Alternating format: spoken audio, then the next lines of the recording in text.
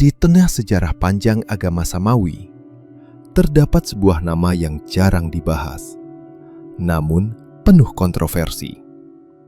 Namanya Barnabas. Dalam beberapa riwayat, Barnabas disebut sebagai salah satu sahabat Nabi Isa alaihi salam.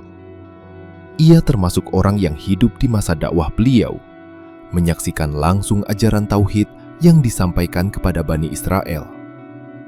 Namun, berbeda dengan Injil-Injil yang dikenal saat ini, muncul sebuah klaim yang mengguncang banyak kalangan, bahwa Barnabas menulis sebuah Injil. Injil ini dikenal dengan nama Injil Barnabas. Dalam perspektif Islam, Nabi Isa alaihi salam adalah seorang rasul, bukan Tuhan, dan tidak disalib. Ajarannya adalah tauhid, menyembah Allah semata. Menariknya, isi Injil Barnabas dalam beberapa bagian justru sejalan dengan keyakinan tersebut. Ia menggambarkan Nabi Isa sebagai manusia dan utusan Allah, serta menolak konsep ketuhanan beliau. Bahkan, dalam beberapa versi yang beredar, disebutkan kabar tentang datangnya seorang nabi setelah Isa, yang oleh sebagian pihak dikaitkan dengan Nabi Muhammad SAW. Namun di sisi lain, Injil Barnabas tidak diakui sebagai bagian dari Injil kanonik oleh gereja. Kitab ini dianggap tidak otentik dan diperdebatkan asal-usulnya. Sebagian sejarawan menyebutnya muncul jauh setelah masa Nabi Isa, sementara yang lain melihatnya sebagai naskah yang menyimpan jejak ajaran yang berbeda dari arus utama. Disinilah misteri itu dimulai. Apakah Injil Barnabas benar-benar berasal dari sahabat Nabi Isa?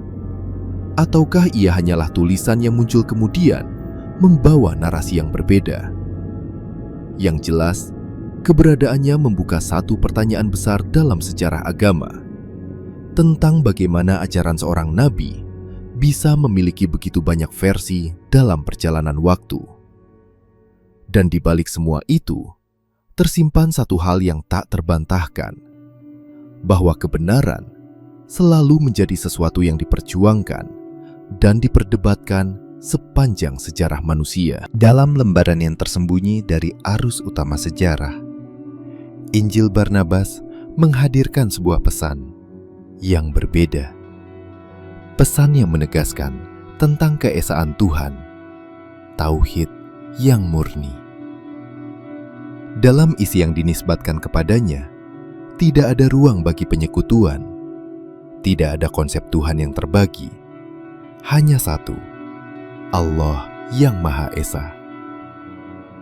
Di dalamnya, Nabi Isa alaihi salam digambarkan bukan sebagai Tuhan, bukan pula sebagai anak Tuhan, melainkan seorang manusia, seorang rasul, utusan yang diutus untuk membimbing Bani Israel kembali kepada jalan yang lurus. Ini menjadi titik perbedaan yang sangat mendasar, karena dalam perkembangan ajaran lain, muncul konsep yang dikenal sebagai Trinitas, 3 dalam 1. Namun, dalam Injil Barnabas, konsep itu ditolak, tidak diakui, tidak diajarkan. Yang ada hanyalah penegasan bahwa Tuhan itu satu, tidak beranak dan tidak diperanakan. Sebuah ajaran yang sangat dekat dengan prinsip tauhid dalam Islam. Lebih jauh lagi, Isa digambarkan sebagai sosok yang tunduk kepada Allah, berdoa kepadanya, dan mengajak manusia untuk menyembahnya, bukan untuk disembah. Inilah yang menjadikan Injil Barnabas begitu kontroversial, karena ia menghadirkan narasi yang berbeda dari Injil-Injil yang diakui secara resmi. Namun di balik perbedaan itu, ada satu pertanyaan yang terus bergema. Apakah ini cerminan dari ajaran asli yang pernah dibawa oleh Nabi Isa? Ataukah hanya sebuah naskah yang muncul di kemudian hari dengan sudut pandang yang berbeda? Yang jelas, isi dari Injil Barnabas telah membuka ruang diskusi yang luas tentang hakikat Isa, tentang konsep ketuhanan, dan tentang bagaimana kebenaran dipahami dalam perjalanan sejarah manusia. Salah satu bagian paling kontroversial dalam Injil Barnabas adalah tentang penyaliban. Sebuah peristiwa yang dalam banyak ajaran dianggap sebagai akhir dari kehidupan Nabi Isa alaihissalam di dunia. Namun, dalam Injil Barnabas, kisah itu berbeda, sangat berbeda. Di dalamnya disebutkan bahwa Nabi Isa tidak disalib, tidak dibunuh, tidak pula wafat di tangan musuh-musuhnya, melainkan Allah menyelamatkannya, mengangkatnya dari kejaran mereka. Dan yang terjadi selanjutnya menjadi misteri yang mengguncang. Disebutkan bahwa orang yang disalib bukanlah Isa, melainkan orang lain. Seseorang yang dibuat menyerupai dirinya. Dalam beberapa penafsiran, sosok ini dikaitkan dengan pengkhianat, orang yang menyerahkan Nabi Isa kepada musuh-musuhnya. Seolah ia menerima akibat dari perbuatannya sendiri. Konsep ini memiliki kemiripan dengan keyakinan dalam Islam. Sebagaimana disebutkan dalam Al-Quran, bahwa mereka tidak membunuh Isa dan tidak pula menyalibnya. Tetapi yang mereka lihat hanyalah sesuatu yang diserupakan bagi mereka. Inilah yang membuat Injil Barnabas menjadi sangat kontroversial, karena ia menolak salah satu peristiwa paling sentral dalam teologi Kristen. Namun di sisi lain, ia justru sejalan dengan pandangan Islam tentang keselamatan Nabi Isa.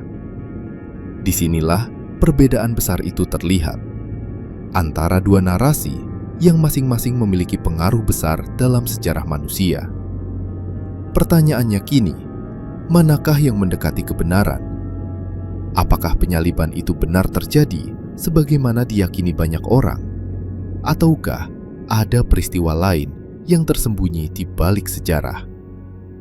Yang jelas, perdebatan ini tidak hanya soal sejarah, tetapi juga tentang keyakinan dan tentang bagaimana manusia memahami rencana Tuhan yang tak selalu terlihat dengan mata. Di antara isi yang paling menarik dalam Injil Barnabas adalah kabar tentang seorang nabi yang akan datang setelah Nabi Isa alaihissalam. Sebuah nubuat yang melintasi waktu dan memunculkan banyak pertanyaan. Dalam teks tersebut, Isa disebut memberikan kabar kepada para pengikutnya bahwa akan datang seorang utusan terakhir yang akan melanjutkan risalah tauhid. Nama yang disebutkan adalah Ahmad, sebuah nama yang memiliki makna yang sangat dekat dengan Muhammad. Dalam keyakinan Islam, hal ini bukanlah sesuatu yang asing. Al-Quran sendiri menyebutkan bahwa Nabi Isa memberi kabar gembira tentang seorang rasul yang akan datang setelahnya, yang namanya Ahmad. Inilah yang kemudian membuat Injil Barnabas menjadi perhatian besar, karena isi tersebut dianggap sejalan dengan ajaran Islam, bahwa risalah para nabi tidak berhenti pada Isa, tetapi berlanjut hingga nabi terakhir, Nabi Muhammad SAW. Namun, di sisi lain, klaim ini juga menjadi alasan mengapa Injil Barnabas ditolak oleh banyak kalangan, karena ia membawa pesan yang tidak ditemukan dalam Injil-Injil kanonik. Dan disinilah perdebatan itu semakin dalam. Apakah nubuat ini benar-benar berasal dari masa Isa, ataukah ia merupakan tambahan dari masa yang lebih kemudian? Yang jelas, keberadaan teks ini telah membuka satu kemungkinan bahwa sejarah keagamaan mungkin menyimpan lebih banyak cerita daripada yang selama ini diketahui. Dan di antara semua itu, ada satu benang merah yang terus muncul, bahwa setiap nabi datang membawa satu pesan yang sama, yaitu mengajak manusia untuk kembali kepada Tuhan yang Maha Esa.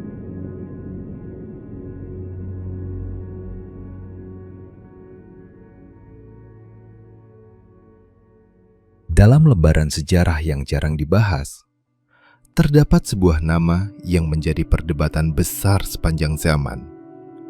Nama itu adalah Ahmad. Dalam sebuah teks yang dikenal sebagai Injil Barnabas, nama Ahmad disebut secara jelas. Bukan sekadar isyarat, bukan simbol, tetapi sebuah penyebutan yang tegas.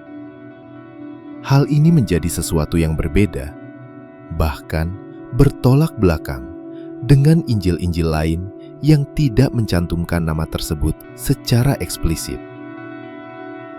Dalam perspektif Islam, hal ini memiliki makna yang sangat dalam. Karena dalam Al-Quran, disebutkan bahwa Nabi Isa alaihissalam memberikan kabar gembira tentang datangnya seorang Rasul setelahnya yang bernama Ahmad. Sebuah nama lain dari Nabi Muhammad SAW. Disinilah letak titik persinggungannya. Ketika sebuah teks kuno memuat nama yang sejalan dengan apa yang disebut dalam Al-Quran, maka muncul pertanyaan besar. Apakah ini bagian dari kebenaran yang tersisa? Ataukah sesuatu yang kemudian diperdebatkan, bahkan ditolak? Sejarah mencatat bahwa Injil Barnabas menjadi kontroversi besar. Sebagian menganggapnya tidak otentik. Sebagian lainnya melihatnya sebagai potongan narasi yang mendekati ajaran tauhid yang murni. Namun satu hal yang tidak bisa diabaikan, nama Ahmad tetap tertulis di sana. Dan bagi umat Islam, itu bukan sekadar nama. Itu adalah bagian dari janji yang telah disampaikan jauh sebelum kelahiran Nabi terakhir. Sebuah isyarat bahwa risalah ini telah direncanakan sejak lama dan bahwa kebenaran akan selalu meninggalkan jejaknya. Seiring berjalannya waktu, teks-teks yang beredar di kalangan pengikut Nabi Isa mulai menghadapi satu kenyataan yang tak terhindarkan. Perbedaan. Di antara berbagai tulisan yang muncul, ada isi yang dianggap tidak sejalan dengan keyakinan yang mulai dibangun oleh para pemimpin gereja awal. Salah satunya adalah teks yang menyebut nama Ahmad. Bagi sebagian pemimpin gereja, ini bukan sekadar perbedaan kecil. Ini adalah ancaman. Ancaman terhadap struktur keyakinan dan otoritas yang sedang mereka bentuk. Reaksi pun muncul dengan tegas. Isi dari teks tersebut ditolak, dianggap menyimpang, dan tidak sesuai dengan ajaran yang mereka tetapkan. Perdebatan terjadi, diskusi panjang digelar, namun pada akhirnya keputusan diambil. Hanya teks-teks tertentu yang diakui dan dijadikan bagian dari kitab resmi. Sementara yang lain disisihkan, dikeluarkan, bahkan dilupakan. Dalam perspektif Islam, peristiwa ini menjadi bagian dari sejarah panjang tentang bagaimana wahyu yang diturunkan kepada Nabi Isa alaihissalam mengalami perubahan dan tidak seluruhnya terjaga keasliannya. Namun menariknya, meski ditolak, meski tidak dimasukkan dalam kitab resmi, sebagian teks itu masih bertahan, masih tersimpan di balik bayang-bayang sejarah, dan di dalamnya masih tertulis sebuah nama, Ahmad. Sebuah nama yang terus menjadi perbincangan hingga hari ini. Pada satu titik dalam sejarah, gereja awal menghadapi sebuah kebutuhan besar, menentukan mana yang dianggap sebagai kebenaran resmi. Dari sekian banyak teks yang beredar, tidak semuanya diterima. Melalui proses panjang, perdebatan, dan keputusan yang tidak sederhana, akhirnya ditetapkanlah 4 Injil sebagai rujukan utama: Matius, Markus, Lukas, dan Yohanes. Keempatnya kemudian dijadikan dasar dalam membangun ajaran gereja, ditetapkan, dijaga, dan disebarkan. Namun di balik itu, ada teks-teks lain yang tidak masuk dalam daftar tersebut. Salah satunya adalah Injil Barnabas. Dalam perspektif Islam, peristiwa ini menjadi bagian penting untuk dipahami, bahwa tidak semua yang pernah ditulis diakui sebagai bagian dari kitab resmi, dan bahwa proses pemilihan ini melibatkan keputusan manusia. Al-Quran sendiri menyebut bahwa sebagian ahli kitab mengubah atau menyembunyikan kebenaran yang telah diturunkan. Maka ketika sebuah teks seperti Injil Barnabas tidak termasuk dalam kanon resmi, pertanyaan pun kembali muncul. Apakah ia ditolak karena tidak benar? Atau justru karena tidak sejalan dengan arah yang telah ditentukan? Yang jelas, sejak saat itu, hanya 4 Injil yang dikenal luas, dan yang lainnya tertinggal dalam bayangan sejarah. Namun, sejarah tidak pernah benar-benar hilang. Ia hanya menunggu untuk ditemukan kembali. Dalam pandangan gereja awal, penolakan terhadap beberapa teks bukan tanpa alasan. Ada dasar yang mereka pegang, ada keyakinan yang mereka jaga. Salah satu alasan utama adalah ketidaksesuaian dengan doktrin yang telah ditetapkan. Bagi mereka, ajaran harus selaras dengan pemahaman teologi yang sudah dibangun. Ketika sebuah teks menyampaikan hal yang berbeda, maka ia mulai dipertanyakan. Perbedaan teologi menjadi titik krusial. Bukan hanya soal kata, tetapi makna, arah keyakinan, dan konsep ketuhanan itu sendiri. Dalam situasi seperti ini, teks seperti Injil Barnabas masuk dalam kategori yang diragukan. Bukan hanya karena isinya, tetapi juga karena asal-usulnya yang dianggap tidak jelas. Keaslian menjadi pertanyaan besar. Siapa penulisnya? Kapan ditulis? Dan apakah benar bersumber dari ajaran Nabi Isa alaihi salam? Dalam perspektif gereja, keraguan ini cukup untuk tidak memasukkannya ke dalam kitab resmi. Namun dalam perspektif Islam, hal ini membuka sudut pandang lain, bahwa perbedaan tidak selalu berarti kesalahan, dan bahwa sesuatu yang ditolak belum tentu sepenuhnya tidak benar.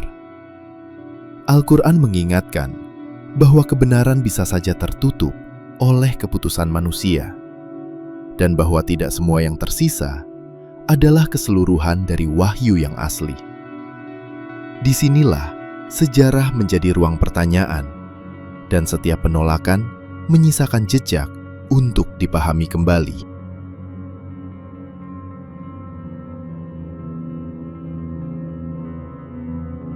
Dalam kajian sejarah dan pemikiran Islam, terdapat sebuah teks yang sering menjadi perbincangan, yaitu Injil Barnabas.